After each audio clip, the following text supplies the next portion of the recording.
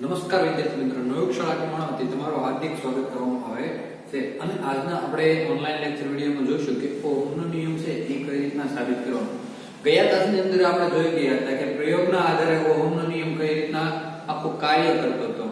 તો આના આધાર પછી આપણે આખો ઓહમનો નિયમ તારવવાનો થાય કે આખો પ્રશ્ન એવો તમારો થશે કે ઓહમનો નિયમ લખો, પછી અવરોધ છે તો એનો એસઆઈ એકમ આખો વ્યાખ્યાયિત કરવાનો છે.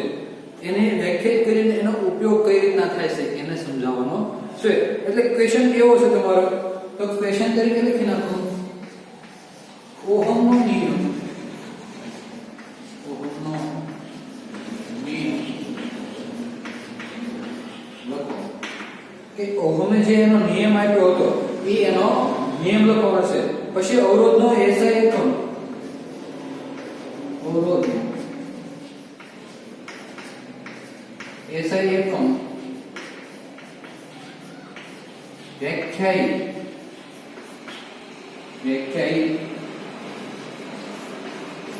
કે અવરોધ જે એનો એસઆઈ એકમ છે એને વ્યાખ્યાયિત કરવામાં તે કઈ રીતે ઉપયોગ વ્યાખ્યાયિત કરવામાં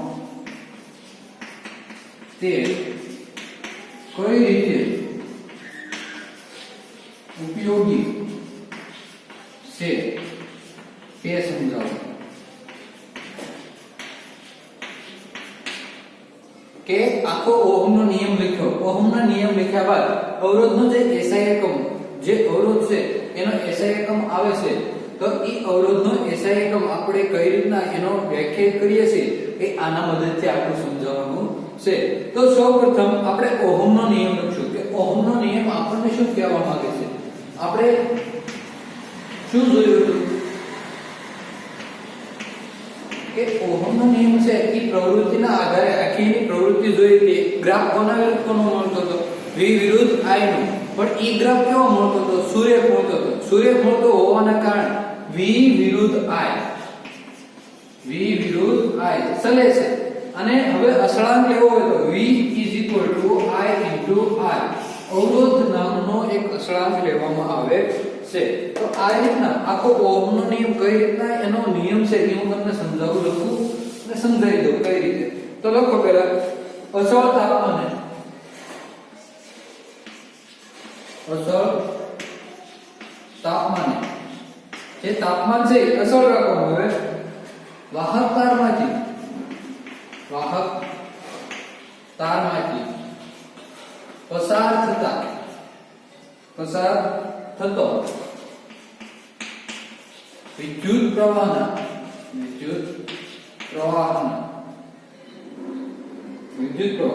તે વાહકતાના તારના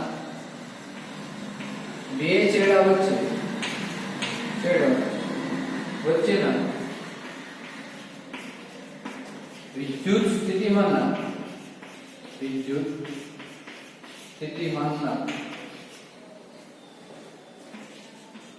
કેવો હોય છે, વિદ્યુત સ્થિતિમાન હોય એના સમપ્રમાણમાં હોય છે.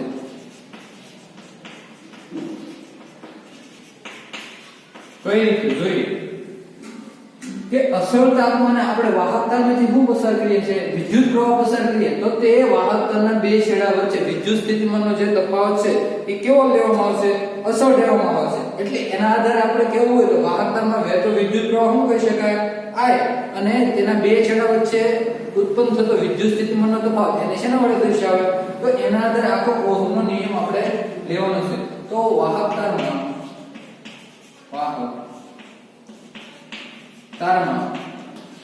પસાર થતો વિદ્યુત પ્રવાહ એને શેના વડે I, અને તે વાહકતાના બે છેડા વચ્ચેનો વિદ્યુત સ્થિતિમાનનો તફાવત શું લેવામાં આવે છે, કેપિટલ V. તો હવે ઓહમના નિયમ મુજબ આપણે કેવું હોય તો કઈ રીતે, તો ઓહમના નિયમ મુજબ આપણે આખું ઓહમના નિયમ મુજબ કેવું હોય તો કઈ રીતના કહી શકાય કે I છેલ્લે છે V, I છેલ્લે છે V. વિદ્યુત પ્રવાહ પસાર થાય છે તો એ કોના સમપ્રમાણમાં છે? આપણને જો ઓહમનો નિયમ કીધો તો કોના સમપ્રમાણમાં છે? વિદ્યુત સ્થિતિમાનના. એટલે આમાં એમ કહી શકાય અસળ તાપમાન, અસળ તાપમાન. આ બધી પ્રક્રિયા કેવી થાય કે તાપમાન જો અસળ રાખવામાં આવે તો I છે એ V ના સમપ્રમાણમાં. ક્રમશઃ તમે I વધારો તો V ક્રમશઃ વધે, V ક્રમશઃ વધારો તો I પણ ક્રમશઃ કેવો થાય? વધે છે. પણ તાપમાન કેવું લેવામાં આવે? અસળ લેવામાં આવે. તો હવે જોઈએ, હવે આ સંબંધ છે એના આધારે હું એમ કહી દઉં કે V છેલ્લે છે આ જે અસળાંક છે એને મારે દૂર કરવો તો હું કરી નાખાય V અસળાંક ગુણ્યા I. હવે મને એવો કઈ અસળાંક મળવો જોઈએ કે આ જે છે V બરાબર I થવો જોઈએ, કે I છે એને કેટલા વડે ગુણો તો V ની બરાબર થાય. તો ઈ અસળાંક V I R લેવામાં આવે. શું? V I R. તો આના આધારે આ જે અસળાંક આવે છે તો V I R. તો R બરાબરનું સૂત્ર ન કરતા બરાબર તો V upon I. તો આ રીતના R આપણને R નું સૂત્ર કે તો V upon I, V નું સૂત્ર કે I R. હવે I નું સૂત્ર કે તો V upon R આવી શકે છે. હવે આ એટલે તમારે લખી નાખવાનું તમારી પાકી નોટ ની અંદર. હજી આ પ્રશ્ન કન્ટિન્યુ છે, કઈ રીતના છે હું તમને સમજાવું કઈ રીતના જોઈએ.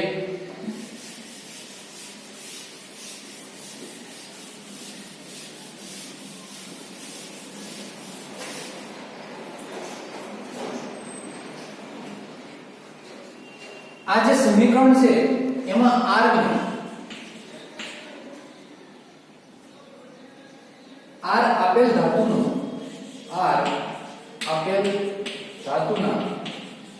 કે આપણને જે R ધાતુ આપેલા છે એ ધાતુના તાર માટે કેવો છે? અચળ તાપમાને એક અસળાંક છે. અચળ તાપમાને એક અસળાંક છે.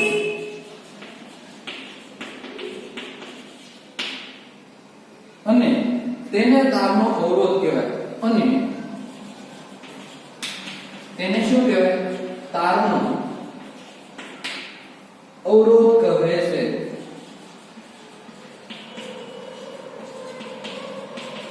કે આ જે આપણે સમીકરણ લેવામાં આવે છે તે R = V upon I. આ સમીકરણ છે ધાતુના તાર માટે કેવું છે? અસળ તાપમાન. કેવું તાપમાન કેવું લેવાનું? અસળ તાપમાન. ત્યારે જે એક અસળાંક મળે છે તે તારમાં શું છે? અવરોધ કહેવામાં આવે છે. અવરોધ એ એવો તારનો આખો વાહકનો એવો ગુણધર્મ છે કે જે વાહકમાંથી વહેતા વિદ્યુત ભારના કેવો હોય છે? વહનનો વિરોધ કરે છે. અવરોધ કે આ જે અવરોધ છે એ એવો કે વાહકનો એવો ગુણધર્મ છે, એવો ગુણધર્મ છે કે કેવો ગુણધર્મ કે જેના આધારે વાહકમાંથી વહેતા વિદ્યુત ભારના વહનનો શું કરે? વિરોધ કરે છે. વાહકમાંથી વહેતા વિદ્યુત ભારના વહન અથવા વહન જે વહન છે વહનનો શું કરે? વિરોધ કરે છે.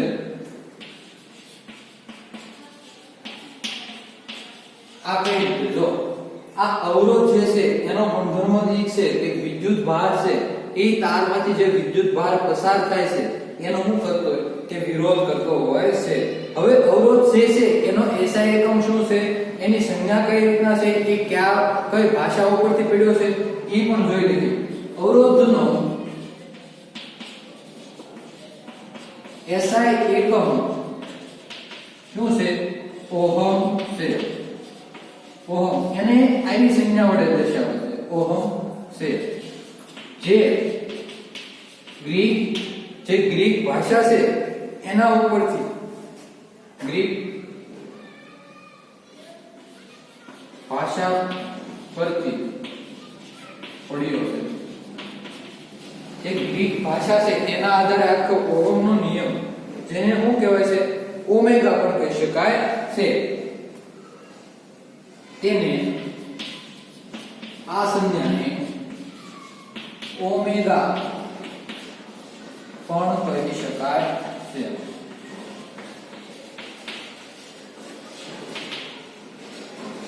ઓહમ છે એકમ એનો શું છે કે અવરોધનો એસઆઈ એકમ એના નામ વૈજ્ઞાનિક નામ ઉપરથી કે વૈજ્ઞાનિકે એનું નામ આખો વૈજ્ઞાનિક ઓહમ નામના વૈજ્ઞાનિકે આપ્યો હોવાથી અવરોધનો એસઆઈ એકમ શું રાખવામાં આવશે ઓહમ પણ હકીકતમાં એને ઓમેગા પણ કહી શકાય છે તો આના આધારે હજી જોઈએ આગળ કઈ રીતના હવે જોઈએ ઓહમનો નિયમ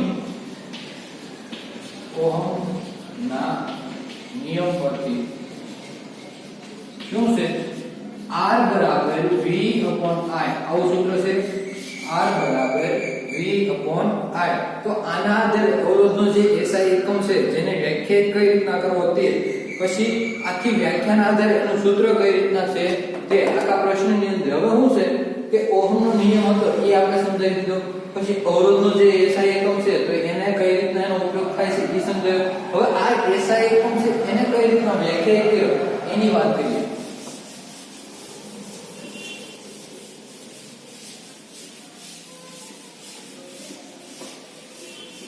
તો આપણે એવું લખી શકીએ કે એક વાહકતાનો જે 1 ઓહમ છે એટલે શું તો ઓહમની વ્યાખ્યા લખી નખાય 1 ઓહમ એટલે શું એવી રીતના પ્રશ્ન પૂછાઈ શકે તો હવે આપણે આખો પ્રશ્ન લખવો હોય તો 1 ઓહમ એ કઈ રીતના તો એની SI એકમની આખી વ્યાખ્યા જો વાહકતાના બે છેડા વચ્ચે વિદ્યુત સ્થિતિમાનનો તફાવત કેટલો હોય 1 વોલ્ટ હોય અને તેમાંથી પસાર થતો વિદ્યુત પ્રવાહ કેટલો હોય 1 એમ્પિયર હોય તો તે વાહકનો શું કહેવાય અવરોધને 1 ઓહમ અવરોધ છે તેમ કહી શકાય છે તો લખો જો વાહકના બે છેડા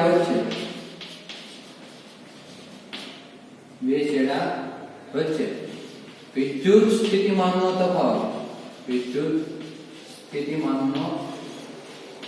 તફાવત કેટલો હોય 1 વોલ્ટ હોય તો તે વાહક તારમાંથી પસાર થતો વિદ્યુત પ્રવાહ 1 એમ્પિયર હોય તો તે વાહકનું અવરોધ 1 ઓહમ છે તેમ કહેવાય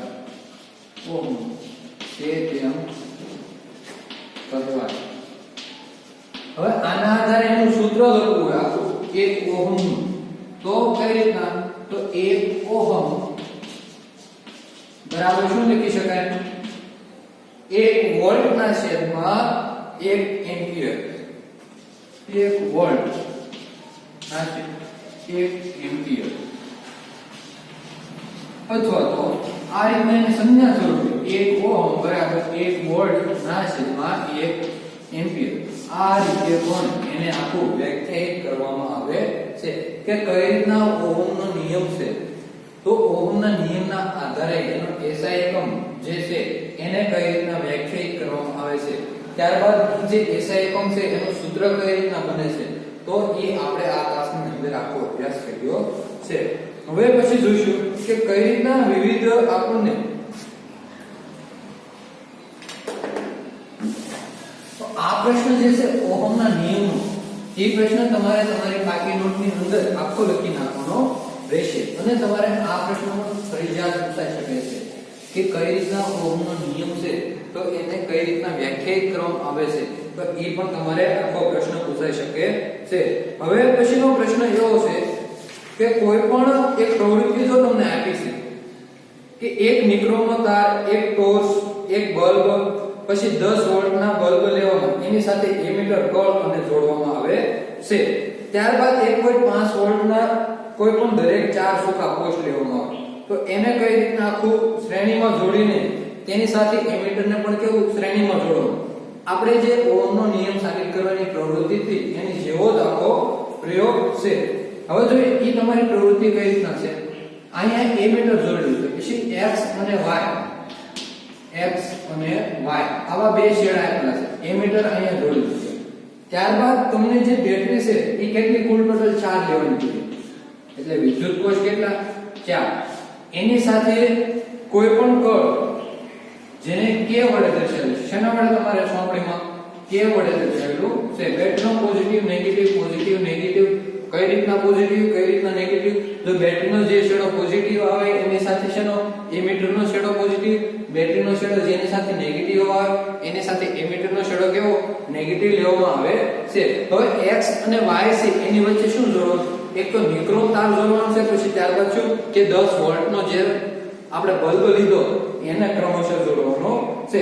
ત્યારબાદ જોઈએ કે અંતરાલ x અને y માં નિક્રોમ તાર જોડી પરિપથ પૂર્ણ કરો. કળના પ્લગ ભરાવો. એમીટરનું અવલોકન નોંધો કે કળમાંથી પ્લગ બહાર કાઢી દો.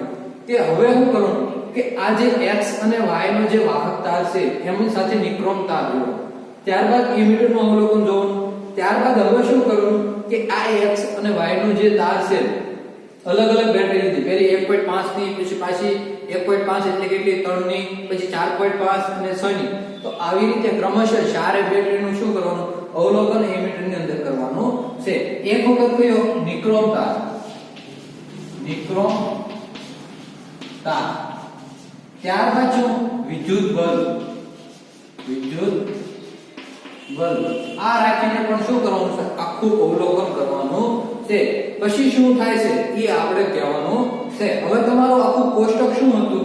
એક કોષ્ટકમાં વિદ્યુત સ્થિતિમાનનો તફાવત હતો, બીજામાં વિદ્યુત પ્રવાહ હતું, V/I હતું.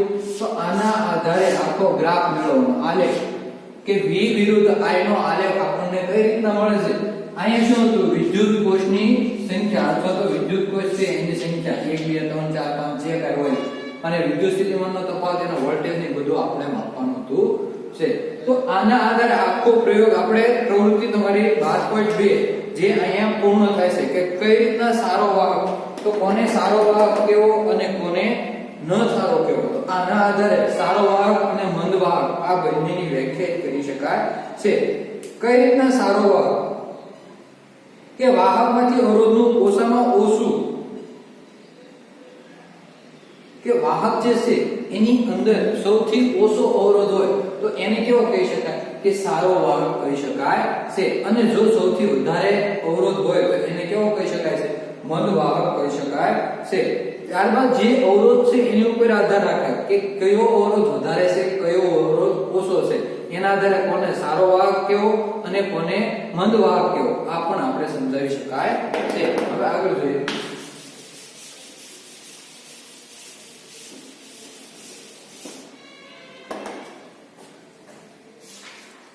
હવે તમારી જે ટેક્સ્ટ બુક છે એમાં સુવાહકનો અવરોધ જેની પર આધાર રાખે છે તે પરિબળો એ પ્રશ્ન આપણે આ સિલેબસની અંદર ટોપિક કાઢી નાખવામાં આવ્યો છે.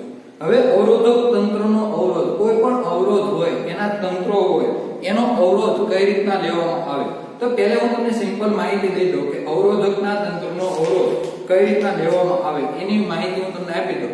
ધારો કે અવરોધ છે એની સંજ્ઞા કઈ છે આ રીતના દર્શાવવામાં આવે છે ને સંજ્ઞા સ્વરૂપે. હવે આ કોઈ પણ અવરોધની વિદ્યુત બલ્બ પણ હોઈ શકે, કોઈ પણ હોઈ શકે. અવરોધ તરીકે હું કોઈ પણ વસ્તુનો પણ ઉપયોગ કરી શકું છું. તો હવે હું આખો પરિપથ પૂર્ણ કરું છું. આપણે જોયું છે કે તમે ખેતર કે વાડી કે એ કોઈ પણ વિસ્તાર હોય તો આ તમારી વાડી વિસ્તાર છે, આખી વાડી છે. હવે મોટા ભાગે શું હોય કે આપણે રાત્રિના સમયે રોજ કહેવાય ઈ આ ખેતરની અંદર ન આવે ઈ માટે શું કરવામાં આવે કાં તો એને બલ્બ આખી વાડી ફરતે બલ્બ પ્રકાશિત કરવામાં આવે, કાં તો સિરીઝ ગોઠવવામાં આવે અને ઝગમગ થાય. જેના કારણે જે રોજડા છે એ આ ખેતરની અંદર કે આની અંદર ખોટા આવે નહીં અને તમારો પાક ખોટો કે નુકસાન કરે નહીં. આ રીતે પણ આખું શ્રેણીની અંદર જોડીને પણ આખું રચના કરવામાં આવે છે. ત્યારબાદ સમાંતર જોડાણ પણ કરીને એની રચના કરવામાં આવે કે સમાંતર જોડાણમાં કઈ રીતના અવરોધ હોય છે. તો આપણે અવરોધ છે એને બે પ્રકારે જોડાણ કરી શકાય. એક તો છે શ્રેણી જોડાણ અને બીજું છે સમાંતર જોડાણ.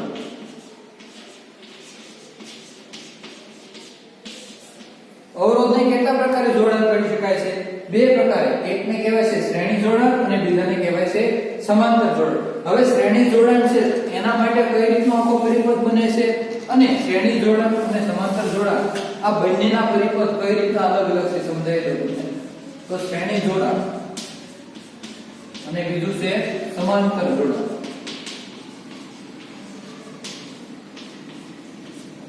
હવે આ જે શ્રેણી જોડાણ છે એમાં કઈ રીતનો પરિપથ હોય એની રચના.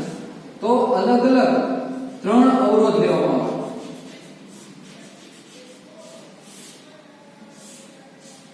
આ બેટરી લઈ લઉં છું, એક વિદ્યુત કળ લઈ લઉં છું અને એક એમીટર. તો આ ત્રણ અવરોધ R1, આ R2 અને R3 આ કળ K અને અહીંયા હું એમીટર A લઈ લઉં છું. અહીંયા બેટરીનો પોઝિટિવ અને નેગેટિવ. હવે આમાં વિદ્યુત પ્રવાહની દિશા બેટરીના પોઝિટિવ થી નેગેટિવ તરફ આ રીતની છે. હવે આપણે જો આ શ્રેણી જોડાણમાં રહેલું હોવાથી એના ત્રણ અવરોધ R1, R2 અને R3 છે. હવે સમાંતર જોડાણની આખી જે પરિપથ છે એની રચના જોઈએ. આ એક અવરોધ R1, આ બીજો અવરોધ જેને R2 કહીશું, આ છે R1, આ છે R2 અને આ છે R3.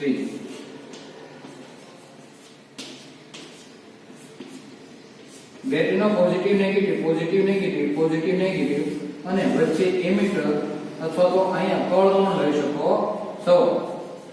જો હવે મેં શું કર્યું કે આ જે ત્રણે અવરોધ છે એને મારે વોલ્ટેજ માપવા છે, વિદ્યુત સ્થિતિમાનનો તફાવત માપવો છે.